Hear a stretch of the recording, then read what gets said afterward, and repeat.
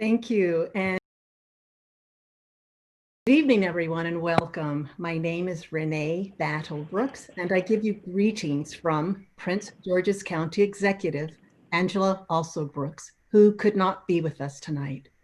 So thank you for joining us for tonight's presentation on how to be an anti-racist. For the last few weeks, ongoing protests over police violence have sparked a larger discussion about race in America. And the virtual format of this conversation is a reminder that we are in the midst of a global pandemic, which has not only disrupted our lives, but has also highlighted the reality of racial and social inequality around the globe. And though COVID-19 forced the initial rescheduling of this program, I think this is truly the perfect time to have this conversation. Tonight's featured guest is Dr. Ibram X. Kendi, who was one of America's foremost historians and leading anti-racist voices. He is a National Book Award winning and a #1 New York Times bestselling author of several books, including Stamped, Racism, Anti-Racism, and You, which was co-written with our very own Prince George's County native, Jason Reynolds.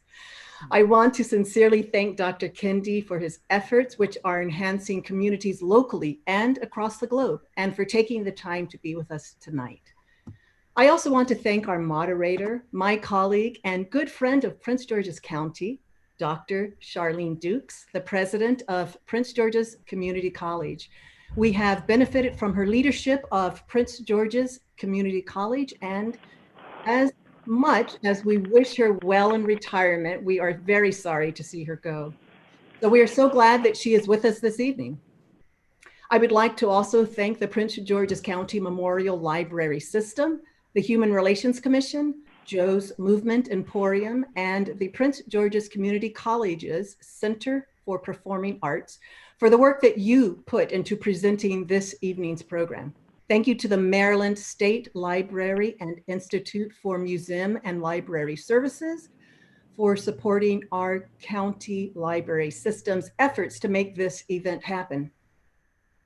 James Baldwin once wrote that not everything that is faced can be changed, but nothing can be changed until it is faced.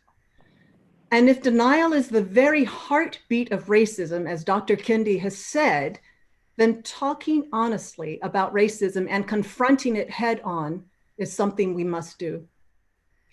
Whether examining internalized beliefs or fighting against policies that widen inequalities, change demands that we take an active role. We can all be better, and tonight is an opportunity for all of us to grow. And speaking of an opportunity to grow, now would be the perfect time for Prince George's County residents with children under the age of 5 to register for the library's Books from Birth program at pgcmls.info/free books.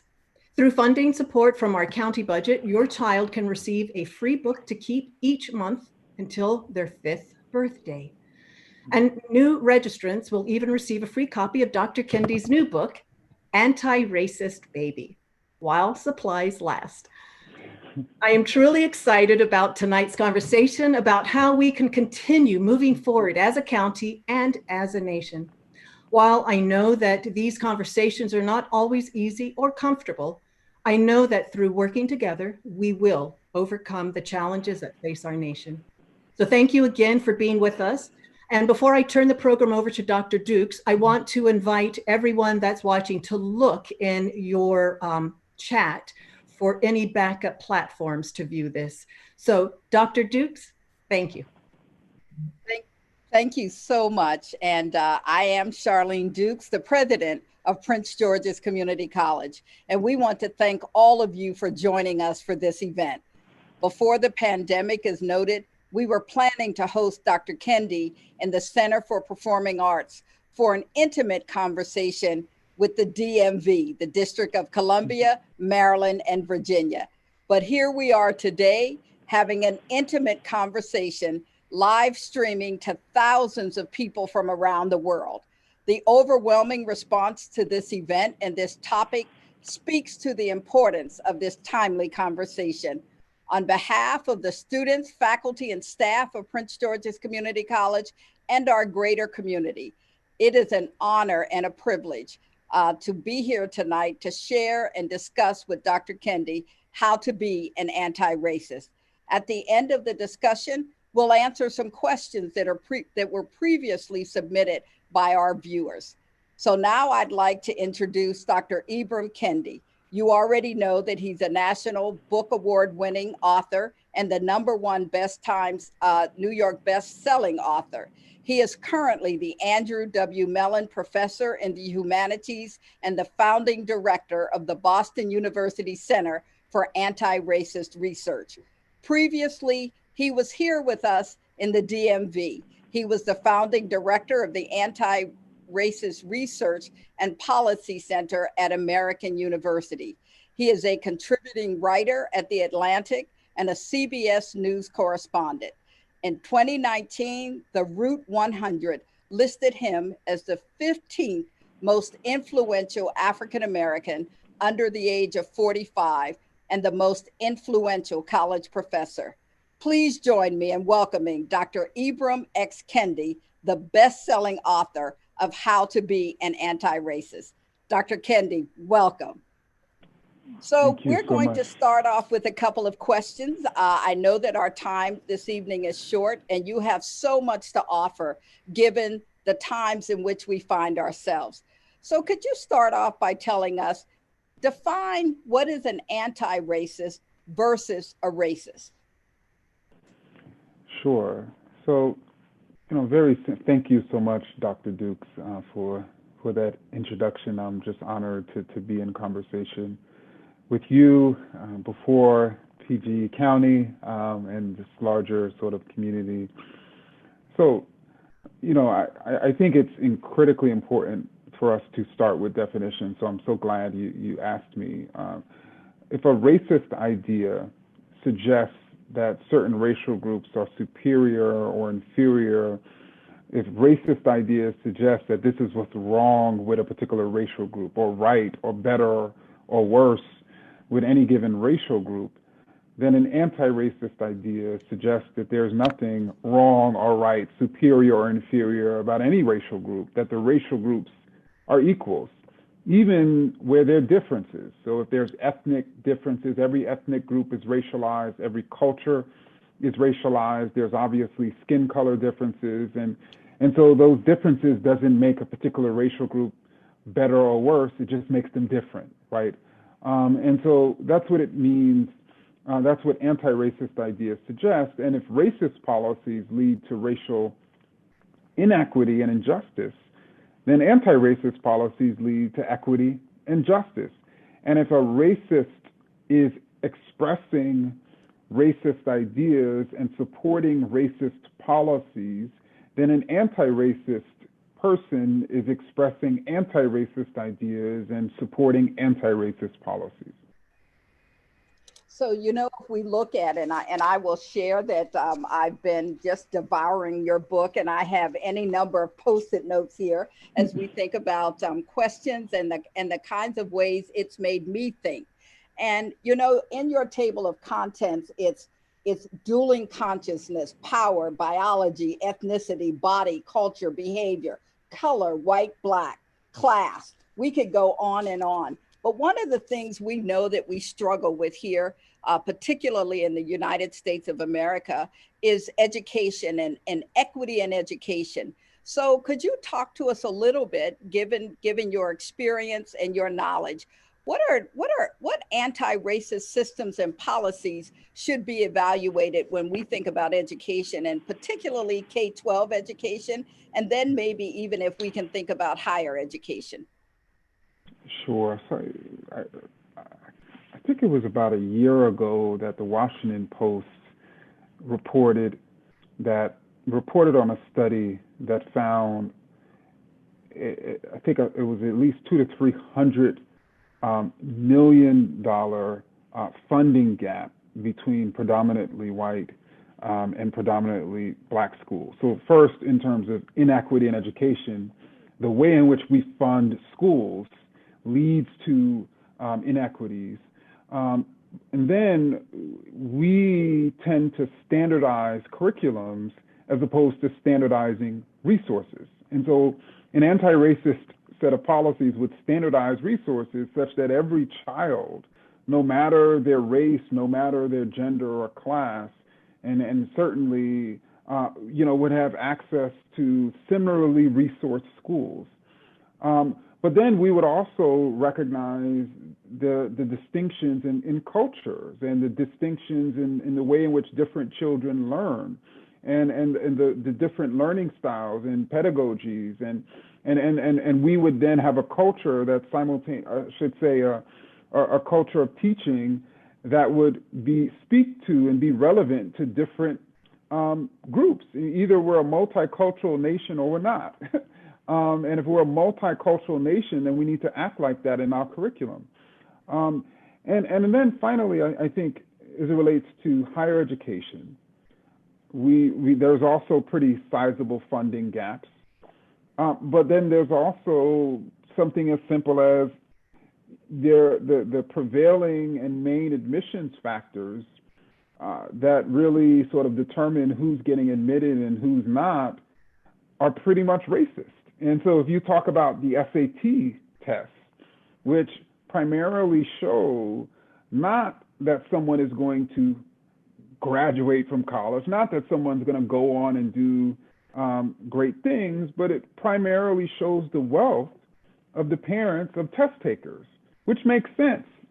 And I should also add that white families' median wealth is about 10 times the median wealth of Black families. But it makes sense that it would show the wealth of the parents of the test takers, because we have what no one talks about, a multi-billion-dollar test prep industry that allows certain kids, because they have money, to get boosted scores. And so the admissions counselor is just assuming that they're smarter than they really are when their wealth bought them a couple hundred points. And so I think, the way in which we fund schools, the way in which we determine how students get admitted to schools, even the ways in which students of color are more likely to be suspended, expelled even as early as preschool, because even in classrooms, to be Black is to be a criminal, are all things that need to be transformed.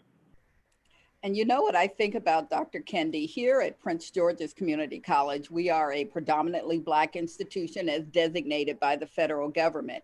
And one of the things over the last several years that I've tried to say, for both its shock factor as well as the reality, is that a number of young people in our public school system are farm students, free and reduced meals.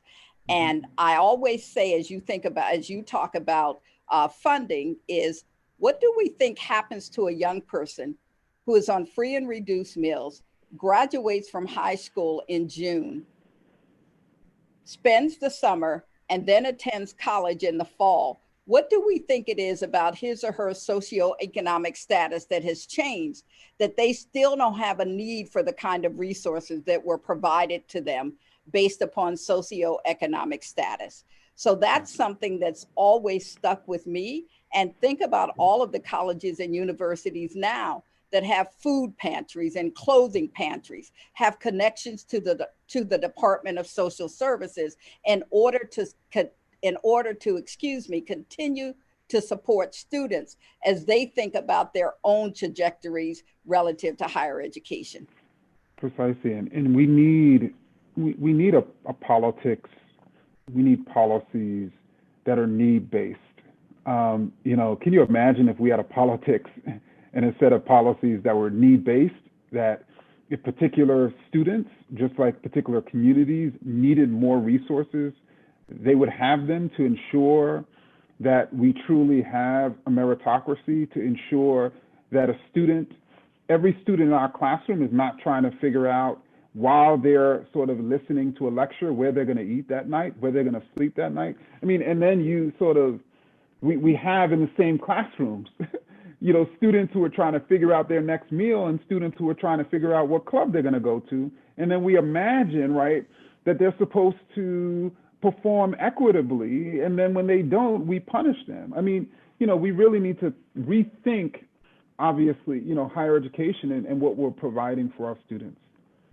So I also think about the inequities around healthcare, public health. And Yeah. we know that you wrote this book while being diagnosed and treated for cancer. How did that, if any, inform your work? Well, I think the first thing it informed is I was just like anyone who writes a book, who in many ways I was not just challenging racism itself, but I was even challenging the way people, even people who have been involved in racial justice work, think about racism, define racism. And so I kind of figured that nobody would be happy with me when they read this book. And so I was quite concerned. And so it wasn't really until I was diagnosed with stage 4 colon cancer, in which 88% of people died, that I was like, well, I may not even live to see this book get published. So I'm just going to tell the truth. And nobody can get upset at me if I'm in my grave. So that actually allowed me to just really be extremely vulnerable, with myself, but even vulnerable in challenging entrenched ideas about what racism is, and even about people who have demeaned Black people in many different types of ways in certain Black groups. But I also, it just revealed to me the critical importance of denial, and how central denial is, because for me, you cannot, even as a nation, begin the process of treating this metastatic racism if you continuously are in denial that it exists. And just like somebody who's diagnosed with stage 4 cancer, it's hard to accept that, especially if you were like me, in which you're in your mid-30s, in which you are seemingly healthy, and Americans imagine that their nation is the greatest on earth. And so how could we have something so dire, so malignant, like metastatic racism, when in other ways we're so healthy? And so then that results in the nation not treating itself, or beginning treatment, and then it becomes too painful, and then we want to sort of stop and then just imagine that we'll get better on our own, or that, no, let's not call something racist because that's going to hurt someone, even though it hurts people every day when they're diagnosed with a serious illness. But they're diagnosed so that they can get treated. And so do you think, you talked about denial, and today that there are some who are even in denial with regard to the coronavirus, COVID-19, and how it's impacting communities across our nation.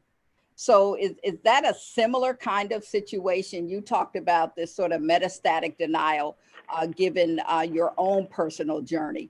But what about the metastatic denial, given what's happening to communities of color, and certainly communities where socioeconomic status is not the same? Yeah, I mean, we can give a history of denial for the coronavirus. And in mid to late March, Americans were saying, oh, this is the great equalizer. Everyone's being killed and everyone's being infected, which was true. But Americans were also able to argue that it was the great equalizer because we had no racial data. And so people were in denial that certain groups could be impacted differently, even though there are all these racial health disparities. And so then what happened? We started getting racial data by the first week in April. Then by the second week, it became national news. And then the denial that it was the result of racism, the disparities from coronavirus. There was this mass denial. And then initially it was Black people are getting infected and dying at higher rates because Black people are not socially distancing, because Black people are not taking the virus seriously, when survey data had already proven that Black people were taking it more seriously than any other racial group. But then by the late April, it was hard for people to continue to deny that there was something not wrong with Black people, because they saw these white people demonstrating to reopen states. So then it couldn't be that Black people were not taking the virus seriously. So then it switched to, it must be Black people have these pre-existing conditions. And the pre-existing conditions are the result of them not taking care of their health because they continue to eat this bad food as if, last I checked, every group doesn't necessarily eat healthy in certain types of ways. And so that has lasted, right? This idea of course, Black people are going to die at higher rates because they have more pre-existing conditions because they don't take care of their health. But in reality, studies have shown that what is actually a greater factor than Black pre-existing conditions is the employment status of Black and brown people, that Black and brown people are more likely to not be able to socially distance, because of their jobs. What's also a greater factor than pre-existing conditions is the air and water quality of Black neighborhoods. That what's also a greater factor than pre-existing conditions are access to high quality health care, that Black people are more likely to live in what's called trauma deserts, in which they don't have access to high quality life-saving care. And obviously, Black people being less likely to be insured is also a greater factor than pre-existing conditions. So the problem all along, the reason for these racial health disparities, the reason why Black people are 2.5 times more likely at this moment to die of COVID-19 is racism and racist policies. It's not because there's something wrong with Black people.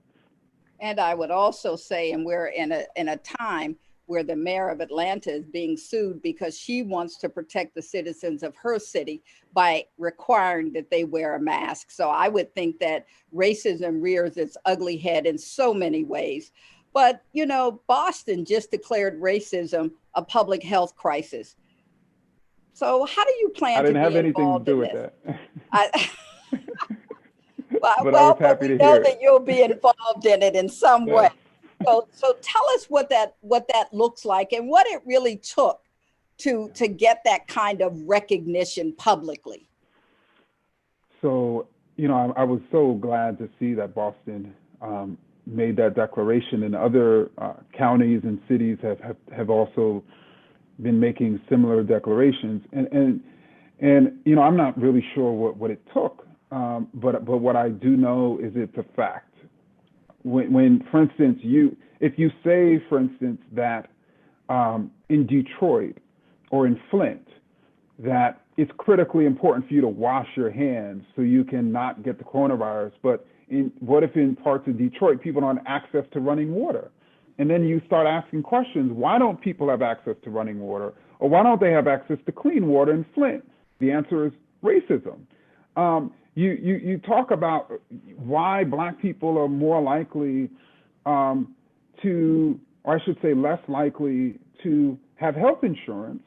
The reason is racism. When you look at the reasons why Black people die at higher rates than white people, it goes back to racism. And so anyone who's serious about public health and about ensuring that Black people and really all Americans are living and public infrastructure and public policy is ensuring that people are living healthy lives is going to be serious about eliminating racism.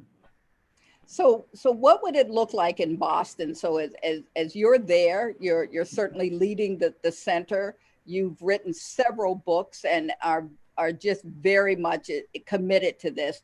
What would an anti-racist Boston look like relative to policy, legislation? So I think it would pretty much look like what any sort of county or city would look like. We would first and foremost make sure we have a clear assessment of racial disparities in criminal justice, racial disparities in education, in the environment, obviously in health, in the economy, and certainly even in the political arena. And then we would figure out, okay, what are the policies that are leading to these disparities or lack thereof? And then, creating an anti-racist Boston or an anti-racist fill in the blank city would be essentially eliminating those racist policies leading to those racial disparities. It would figure out, okay, what based on the evidence, what policy should we put in place to reduce the racial wealth gap? What policy should we put in place to reduce the unemployment gap? What policy should we put in place to reduce the opportunity gap based on the evidence? And we put in place those policies that are anti-racist, that have the capacity to reduce and eliminate those racial disparities. So, you know, Dr. Kendi, I'm going to change tactics just a little bit here. How do you talk to a racist? Well, I think the first thing that I do is I ask the racist to define racist. The vast majority of people who are being racist refuse to define what that is, or they define it in an extremely narrow way. And you know what that narrow way is? Everyone but me. So they define it in a way that always exonerates them. And so they don't really have a definition of the term. And so the first step would be to work with them, if they're open, to define what a racist, to define racist idea, to define racist policy. And so then let's say if we define a racist as someone who is expressing a racist idea or supporting a racist policy, then my next step would be to ask them, well, why is it that Black people are twice as likely to be unemployed? And then when they start saying, well, Black people are lazy, then I would say, well, according to your definition, that's a racist idea and you were being racist.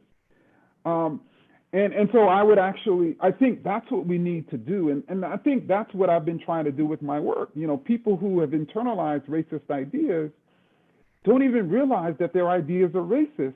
But once they are shown that definition, that very clear definition, if they're open to changing, they certainly do.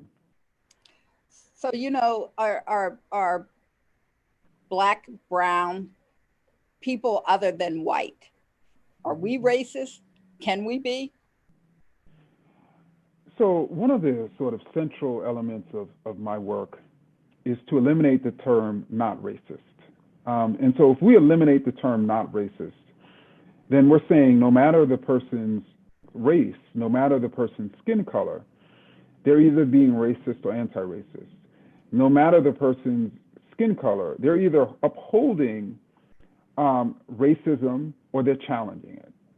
They're either saying that there's something wrong with Black people or Native people or any other racial group, or they're saying there's nothing wrong with any racial group. They're either using their power to resist racist power and policy and to resist racist ideas, or they're using their power to uphold racist policy, you know, and ideas. And so I think that it's critically important for us to remove the term not racist from the American vocabulary, not just for white people, but for all people. So, you know, I've been sitting here thinking as you've been talking, and, you know, the current times in which we find ourselves, the protest, I believe that we're at a real inflection point in our country, and how we react to it will either define us or will be defined by it. Can you talk about, given where we are with protests, the calls for social justice, racial equity, what is the work that we need to do in this country in order to get there? So a poll a Monmouth poll in June found that 76% of respondents said that racial discrimination is a big problem. And so if that group of respondents is representative of the United States, and that means 3 out of 4 Americans recognize that racial discrimination is a problem, is a big problem. Okay. The next step is, will 3 out of 4 Americans be willing to support big solutions to the big problem? And because it's great. I never thought I would see 3 out of 4 Americans seeing racism as a big problem. But now that we're here, that's only the first step. The even more important step is for us to be willing to support the big solutions. And I just think that is going to determine really our future, as you stated, right? You know, what we do now and this inflection point is going to determine what our grandchildren are saying about us. You know, did we use this movement to transform this country so that they're not having to deal with what we're dealing with right now? Or did we shy away from the painful, massive solutions that we needed in order to eliminate this painful, massive problem of racism? And that's really the question of our time. You know, I think about, of course, and I know that we're all thinking about the late John Lewis and the late C.T. Vivian. And, you know, the hashtag good trouble is trending all across social media. So when we think about good trouble, talk to us about how you define an ally and how do we create an opening to allow white people or others to do anti-racist work? So yeah, I mean, I view an ally as somebody obviously who's willing to get into good trouble. And what I consider to be let's talk about first what the opposite of good trouble is. And that is someone who is seeing an injustice, you know, seeing an inequity, but is scared to do anything because they don't want to get in what? Trouble. Mm-hmm. But somebody who is participating in good trouble, right? Who is recognizing that rule, that law is unjust, and that's what matters. They're willing to challenge it, even if it gets them into trouble. And I think that it's critically important for white Americans to realize that it's critically important for them to be a part of this struggle. And there are two ways in which they can decide they want to be a part of this struggle. They can decide from a moral standpoint and that, you know what, these racist policies are harming people, are providing sustained harassment and misery for people, are creating racial injustices and inequities, and it's wrong. And I want to sort of fight on the side of what's right. So they can take that position and decide to become an ally because they recognize I'm going to ally with these people of color who are fighting against racism, or they can become an advocate, meaning they recognize for themselves that not only is racism harming people of color, but racism is harming America, that racism is even harming many white people too. And they could start thinking about what they would lose if we were to transform this country and start thinking about what they would gain. Because I think that is how I think white Americans need to think. What would they gain? What type of country would this be if racist Americans weren't, if I should say, if so many Americans were not so easily manipulated by racist ideas? You know, certain people wouldn't be in office if Americans weren't so easily manipulated by racist ideas. If we did not have racist policies, Black and brown people would not be obviously being killed by the police at levels far and away higher than white people being killed by police. But you know who's being killed by the police more than people in other countries? White people. And so, you know, why is it that we're actually even having a massive debate on the Hill about whether, I should say, unemployment benefits should be extended? What is the argument against the extension of employment benefits? Well, you know, these people are just going to waste away that welfare and they get dependent on that, and instead they need to work. Who are they really talking about? Who do people think about when they think of a so-called welfare cheat who's going to depend on the government dime? So they're creating opposition to policies that will help the vast majority of Americans, including white people, by essentially dog whistling racist ideas about people of color. And then you're going to have white people who are going to oppose this, even though it's going to help white people. And so this is the type of politics where we are sort of embroiled in because we're so racist as a nation. it sort of reminds me of the Affordable Care Act. So before we go there, however, You mean that people, if you ask them if they support Obamacare, they say no, but if they support a Affordable Care Act, they say yes. That absolutely, part. it would be that one. So I should also tell you, we have a number of audience questions. If you would mind, if you don't mind, Sure. I'll pivot to those. And the first one is from Carmel, who lives in Oxon Hill, Maryland. And what she says is, as a woman and person of color, how can I effectively influence members of my own family to be anti-racist? Wow. I think that first and foremost, if your family is mostly people of color, um, you have to first get those folks of color out of their denial. And the way in which denial happens with people of color is we bought into the lie that if I'm black, that I am an expert on blackness because all these white people are coming up to me and thinking that I represent the race and are asking me to tell them about black people. And we've also bought into the lie that if we're people of color, we're experts on racism or we're inherently opposed to racism. When indeed there are black people who are not experts on black people, but they are certainly experts on their experience. And so I think you first have to really get folks to realize that even people of color too have to have a better understanding of the way racism operates. Even people of color too have to be encouraged to challenge racism. And even people of color too have to stop saying they can't be racist and instead they need to be anti-racist. And I think it goes back to your earlier comment. We have to stop looking the other way. Yeah. So we have Gustavo from Minneapolis, Minnesota. And what he says is he identifies as Latinx Hispanic.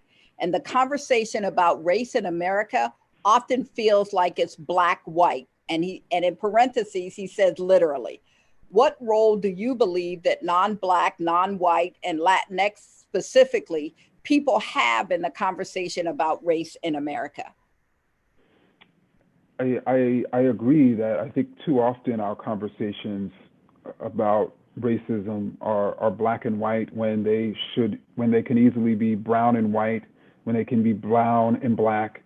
What we should understand about racism is that you can't really imagine that anti-black racism is going to be the same as anti-Latinx racism.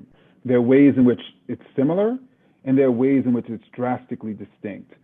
And just as anti-Latinx racism is different than anti-Native racism, which is different than the racism that Asian people are facing, and the racism that the racism that Latinx men are facing are different than the racism Native women are facing. And so, we really have to understand those distinctions as well as the similarities. But we should also recognize that black people should be allies of Latinx people as they challenge racism, just as Latinx people should be allies of black people as they challenge anti-black racism. And, one of the things that I sort of talk about with black and Latinx people now is, 100 years ago in Minneapolis, I think he said he was from Minnesota. Yes. You know who the invaders were in 100 years ago? It was black people coming from the South. And so irony, the language that's being used to demonize, particularly Latinx immigrants, is the same language that was being utilized to demonize black migrants during the Great Migration, or even Asian immigrants in the late 1800s and early 1900s. And I think we have to sort of recognize that the ways in which racism against one group is repackaged and targeting other groups. So, and it appears to me that what it does is it keeps us sort of in battle against each other, rather than being allies, supporters, advocates, as we think about the larger picture of where we are and where we hope to be. So we have Melody, who is from the United Arab Emirates, and she is originally from Florida. And she says, can you clarify the notion? And I think we've talked about this, of the possibility that Black people can be racist, and whether or not this is towards other Black people, white people, Latinx people, or it can be towards everyone. She would like to understand how this is possible if we define racism in terms of power. She says, thank you so much, Dr. Kendi. Love your work. Sure. So my major intervention as it relates to power is I think that it's critically important for us to understand when we talk about racist with a T, we're talking about individuals. So we're asking the question, can an individual Black or Latinx or Native person have power? That's the first question we're asking. And then deploy that power in a racist fashion. So without question, there are Native people who have policy-making power. There are Latinx people who have the power to manage policies and thwart those policies or use those policies to harm Latinx or Asian or any other racial group of people. And without question, every single person of color has the power to resist. And some use that power to resist, and some go after people of color because they have been convinced that they're the problem. And what I'm trying to sort of emphasize is that when people of color imagine that they have no power, we essentially have created a scenario in which we are simply not going to be able to resist racism, because you need power in order to challenge or resist racism. And we're also erasing history. You know, Harriet Tubman knew she had power. Those people who organized slave revolts knew they had power. John Lewis knew he had power. Those who created what was known as the Black Power movement recognized their power to challenge racism, just as they recognized that some of these Black folk thought that the problem was Black people, just as they recognized then that there were Clarence Thomases in their midst who were voting against policies that would reduce voter suppression, voting for policies that would ensure the maintenance of racism, just as they knew that there were Ben Carsons in their midst who, let me not go in what Ben Carson has done, in that role. And so I just don't want us to forget that we have power too. We have limited power. We certainly don't have as much power as white people. But to say we have no power is to not really live in reality. And I think about that all the time. And for me, the issue is, where do you understand your power and how do you wield it for the good of all the people? I think that is so critically important, even as we continue this discussion.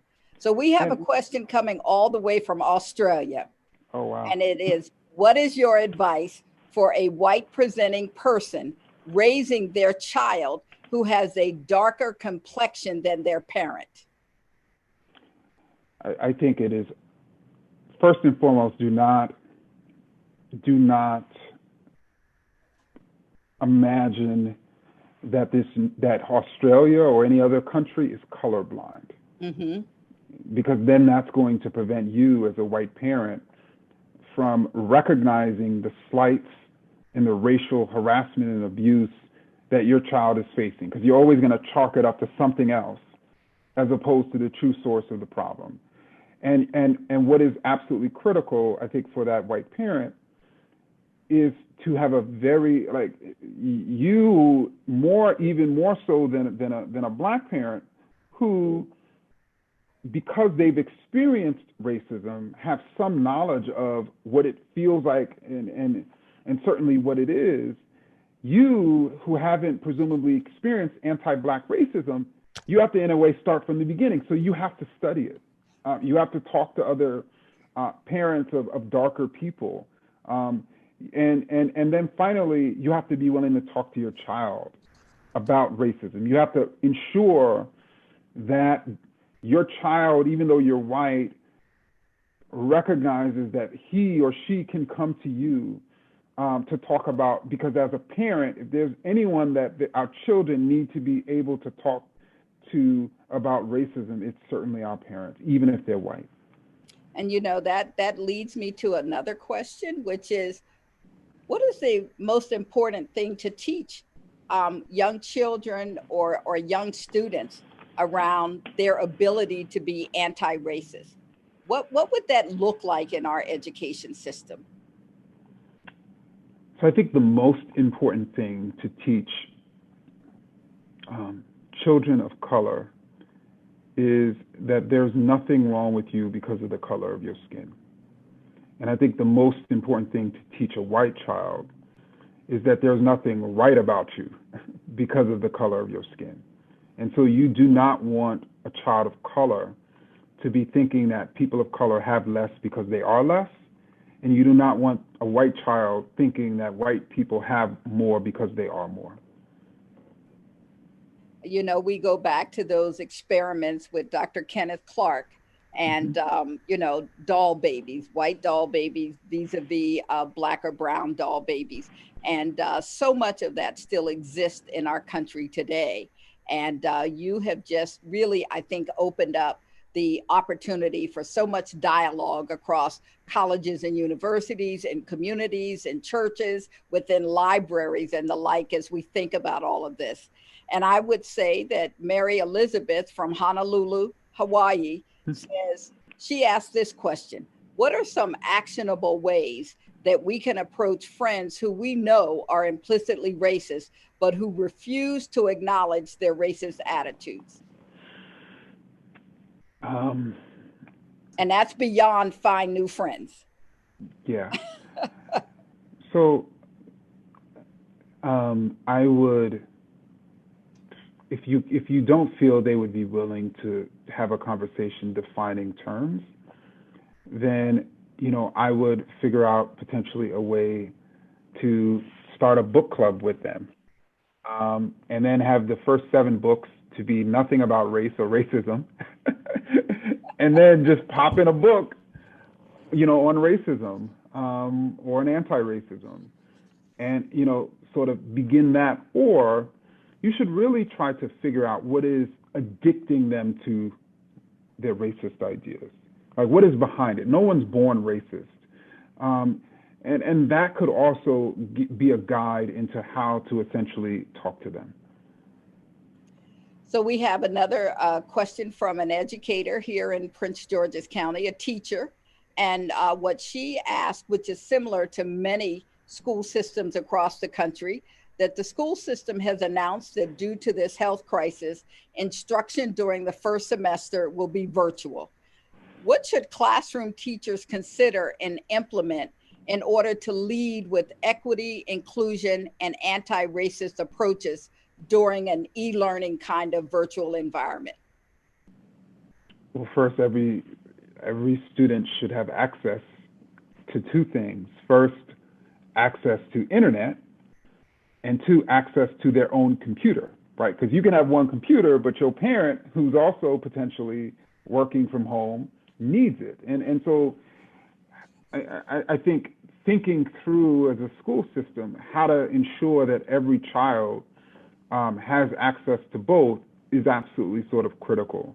And we can go on, but that is, to me, the first step. And there are huge disparities in access to internet and access to even computers, in this country.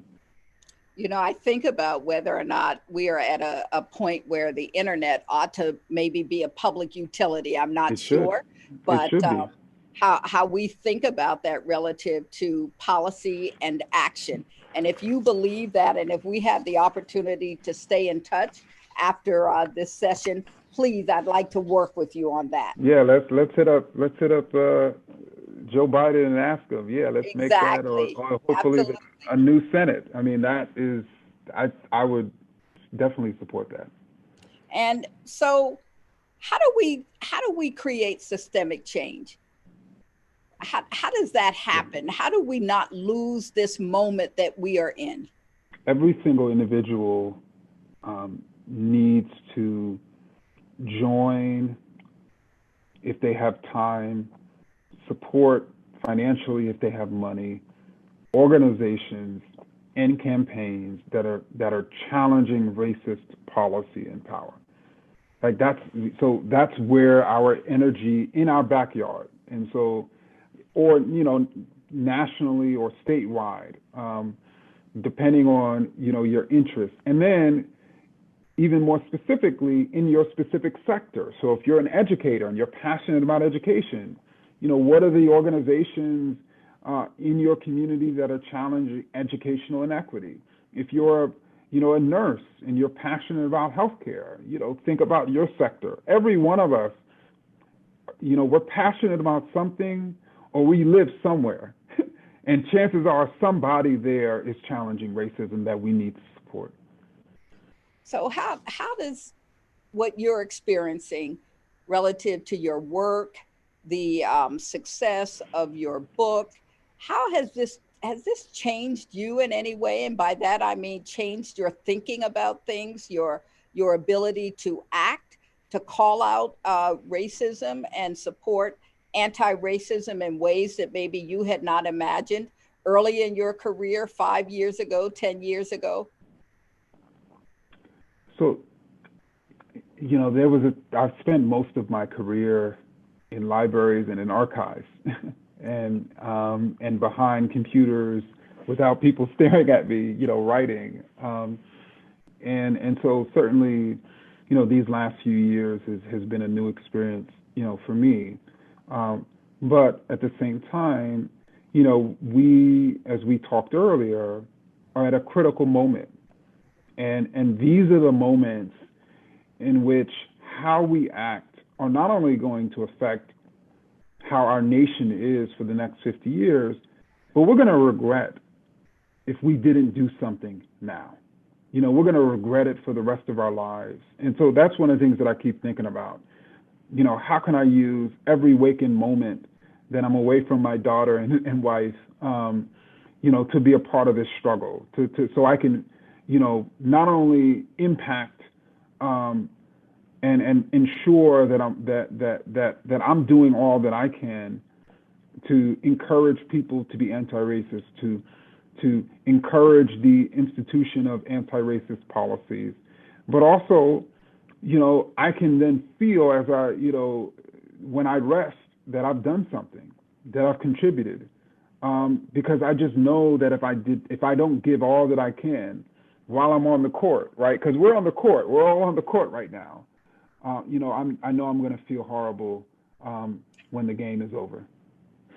And, I think about the fact that before my father passed away in 2013, what he so admired and what he lived for in that first election was the election of the first Black president, Mr. Barack Obama. And what I think about as we all understand where we are today in our history is the ability to leave our children and our grandchildren with a more just and equitable society. I don't think that we could do anything today that is more important than that. So this has been a great discussion, Dr. Kendi, and we want to thank you for your time, your research, and your insight on being an anti-racist.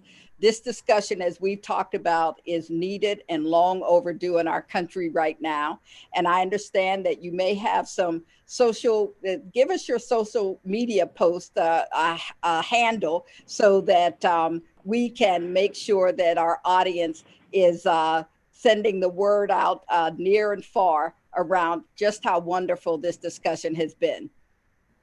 Sure. So my Twitter handle is Dr. Ibram, IB as in boy, RAM, and my IG Instagram is IX Kendi, and Ibram X Kendi on Facebook, and you can of course always find me at ibramxkendi.com.